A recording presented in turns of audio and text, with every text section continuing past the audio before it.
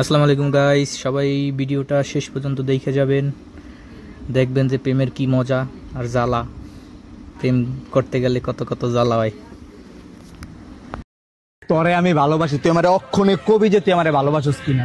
আপনি সত্যি আমারে ভালোবাসেন? ভালোবাসি মানে তোরে আমি এক দেহাতে ভালোবাসা ভালোইছি। শিওর আপনি? একদম 100% শিওর। খেলার মুস্কান। আইএসটা কি? এই তুই তো কই নিয়ে জিতছ আমারে? কই নিয়ে যাইতাছিস মানে? তুই আমার প্রপোজ করছস? তোর বিয়া করব।